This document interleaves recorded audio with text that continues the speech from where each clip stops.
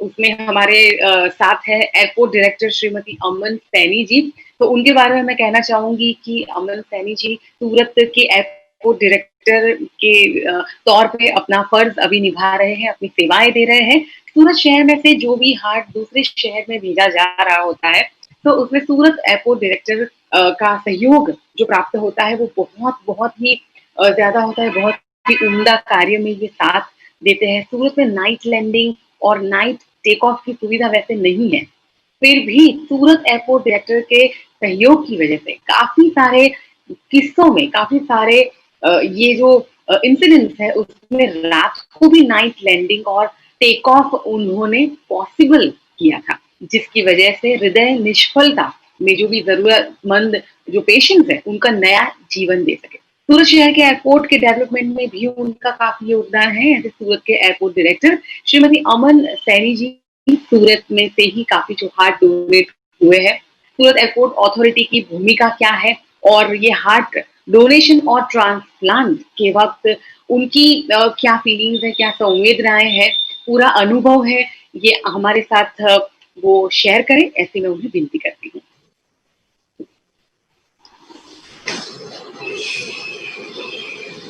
Thank you महक। आप सबको सबसे पहले मेरा सादर नमस्कार और गुरु पूर्णिमा की बहुत बहुत शुभकामनाएं।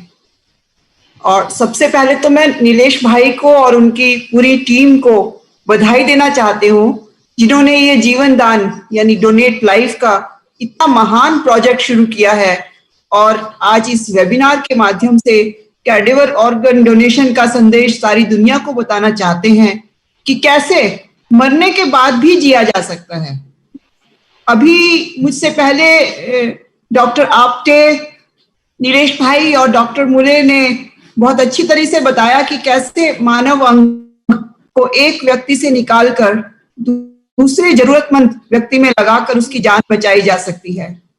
निसंदेह इस सारी प्रक्रिया में सबसे बड़ी भूमिका तो डोनर की या उसके निकट संबंधियों की है, जो इस बात को एग्री करते हैं डोनेट करने के लिए, और उसके बाद डॉक्टर जो कि अत्यंत सावधानी से व सुरक्षित तरीके से आवश्यक अंगों को एक मृत व्यक्ति से निकालकर दूसरे जरूरतमंद व्यक्ति में स्थापित करते हैं।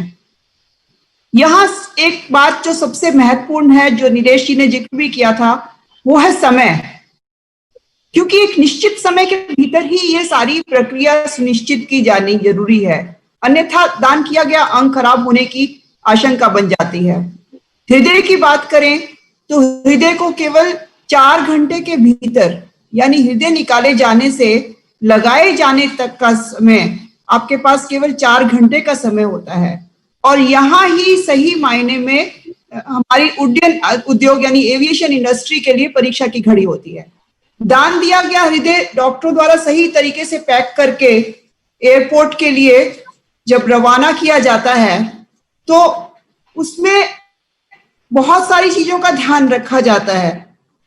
इसी बात को ध्यान में रखते हुए इस समय की जो उसमें हमारे पास 4 घंटे की सीमा है, इसी बात को ध्यान रखते हुए 2016 में इस विषय पर बहुत चर्चा की गई और नागर विमानन सुरक्षा ब्यूरो यानी कि BCS ने 6 जनवरी 2017 को एक विशेष सर्कुलर जारी किया, जिसमें ह्यूमन ऑर्गन्स को सही तरीके से कैसे जल्दी से जल्दी सुरक्षित व समय से एक स्थान से दूसरे स्थान पर बाय एयर ट्रांसपोर्ट किया जा सके।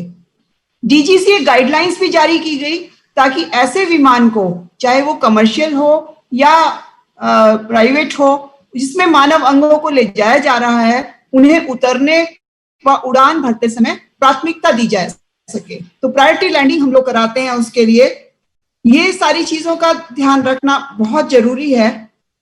अभी जब इसको यहाँ पर, जैसे कि नीलेश भाई ने पहले भी जिक्र किया, यहाँ पर गुजरात पुलिस की भी हमारी बहुत सराहनीय भूमिका सामने आती है, जो कि बिना कोई क्षण गंवाए अस्पताल से एयरपोर्ट तक का सफर तय किया जाता है। एयरपोर्ट पर सब तैयारी पहले से की गई होती है, जहाज पहले से तैयार खड़ा रहता है और विस्थापित अंग को तुरंत एम्बुलेंस से निकालकर जहाज में चढ़ा दिया जाता है। प्रायोरिटी बेसिस पर जहाज को सारे जो उसको टेक ऑफ के लिए परमिशन दी जाती है, और इस तरह से एक जो ये विस्थापित अंग उड़ान भरता है एक नए गंतव्य की ओर, जहां पहले से एक जिंदगी जीवन पाने के लिए उसका इंतजार कर रही है।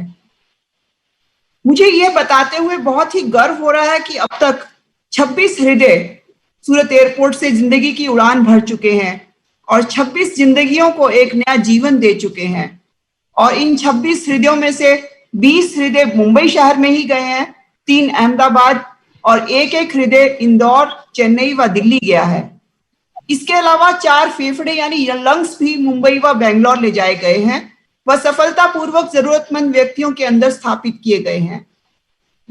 जन्म के साथ ही मृत्यु का होना निश्चित है, परंतु यदि हम मृत्यु के बाद भी जीना चाहें तो यह संभव है।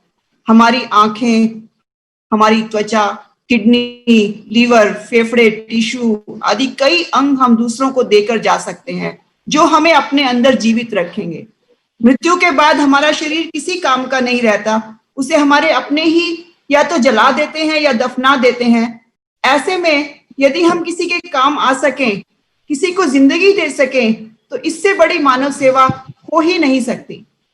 एक व्यक्ति के अंग दान से 8 जिंदगियों को जीवन मिल सकता है। हृदय, फेफड़े, लीवर, पैनक्रियास, किडनियां, इंटेस्टाइन्स, इसके अलावा भी बाकी से सारे जो अभी हमने जिक्र किया, लेकिन ये तो ऐसे अंग हैं जो मानव ही मानव को दे सकता है। तो जैसा कि डोनेट लाइफ का ये जो वाक्य है, इसको सार्थक बनाए नहीं होंगे हम, फिर भी होंगे हम। इसके ऊपर ही एक फिल्म का गीत भी मुझे याद आ रहा है, जिसको मैं थोड़ा मॉडिफाई करना चाहूंगी। और मुझे गाना तो नहीं आता, फिर भी कोशिश करती हूँ थोड़ा सा। रहे ना रहे हम धड़का करेंगे, रह कर कहीं, जी कर कहीं, किसी के जहां में रहे ना रहे हम। इसी के साथ आपसे इजाजत लेती हूँ और नीलेश भाई और डोनेट लाइफ का बहुत बहुत धन्यवाद इस शुभ कार्य में जो जुड़े हुए हैं और मुझे भी इसका मौका दिया, इसके लिए बहुत बहुत धन्यवाद।